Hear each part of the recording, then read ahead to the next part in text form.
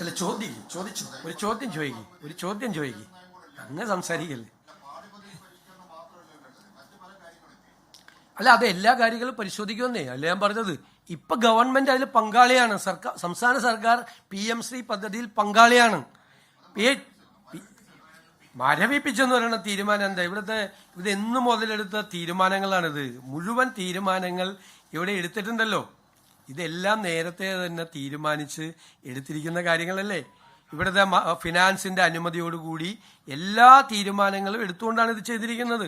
2024 തീരുമാനം എടുത്തിട്ടുണ്ട് ഇത് സംബന്ധിച്ച്. 2024 അതടക്കമുള്ള തീരുമാനങ്ങൾ എടുത്തിട്ടുണ്ട്. കഴിഞ്ഞ ഗവൺമെന്റാണ് ഒപ്പുവെച്ചത്, ഞങ്ങളെല്ലാം ഒപ്പുവെച്ചത്. ഇപ്പോ ഗവൺമെന്റ്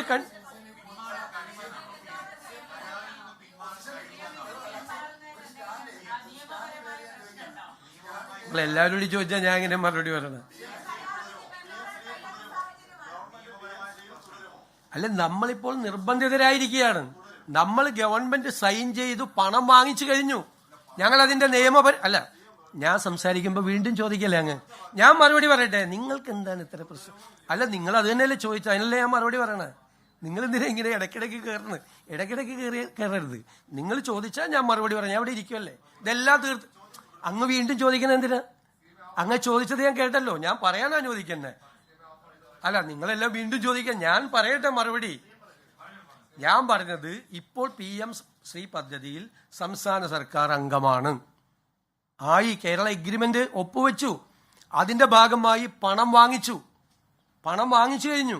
അതിന്റെ ഭാഗമായിട്ടാണ് നമ്മൾ നിൽക്കുന്നത്. നമ്മൾ ഇതിനെ സംസ്ഥാന സർക്കാരിനെ ബാധിക്കാത്ത തരത്തിൽ വിദ്യാഭ്യാസ വിഷയത്തിൽ നമുക്കുള്ള ആ വിദ്യാഭ്യാസപരമായ അവകാശങ്ങൾ, സർക്കാരിനുള്ള അവകാശങ്ങൾ ബലി കഴിക്കാതെ എന്തു ചെയ്യാൻ പറ്റുമെന്നുള്ളതാണ് ഞങ്ങൾ ആലോചിക്കുന്നതിന്. അതല്ലേ ഞങ്ങൾക്ക് ആലോചിക്കാൻ പറ്റുള്ളൂ. വേറെ ചോദിക്കും. അല്ലല്ലേ, പദ്ധതിയിൽ നമ്മൾ തുടരാൻ നമ്മൾ നിർബന്ധിതരാണ്. കാരണം ഓൾറെഡി എഗ്രിമെന്റ് വെച്ചു. അതിന്റെ ലീഗൽ സ്റ്റേറ്റസ് എന്താണ്? നമ്മൾ നിർബന്ധിതരായിരിക്കുകയാണ്. അപ്പം നമ്മൾ ചെയ്യാൻ പറ്റുന്നത് എന്താ? ഇവിടെ ചോദിച്ചതുപോലെ നമ്മൾ സംസ്ഥാനത്തിന്റെ അവകാശങ്ങളെ ബാധിക്കാതെ. ഇപ്പൊ NEP കുറിച്ച് പറഞ്ഞു. NEP നേരത്തെ നടപ്പാക്കി. കേരളത്തിൽ ഹയർ സെക്കൻഡറിയിലെ 12 വിഷയങ്ങൾ NCERT ആണ് കൊടുക്കുന്നത്. 40 വിഷയങ്ങൾ കൊടുക്കുന്നത് സംസ്ഥാന സർക്കാരാണ്. NEP നേരത്തെ അങ്ങനെ തന്നെയാണ് നടപ്പാക്കിയത്. നേരത്തെ നടപ്പാക്കി തുടങ്ങി NEPയുടെ. അല്ല, അതിന് ഓൾറെഡി ഒരു സർക്കാർ എഗ്രിമെന്റ് വെച്ചതാണ്.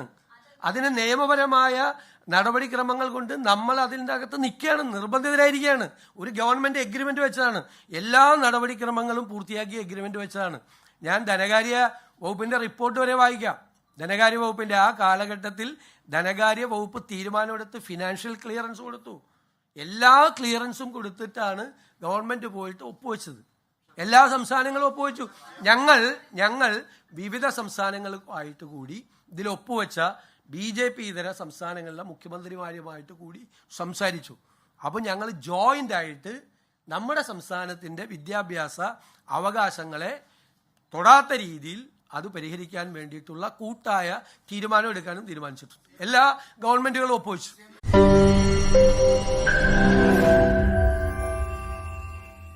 ലോകത്തെവിടെയായാലും ഏത് സമയത്തും 24 വാർത്തകളും ഓഗ്മെന്റഡ് റിയാലിറ്റി പാക്കേജുകളും എക്സ്പ്ലെയിനറുകളും വിശദമായി കാണാൻ ഞങ്ങളുടെ YouTube ചാനൽ നിങ്ങൾക്ക് സബ്സ്ക്രൈബ് ചെയ്യാം.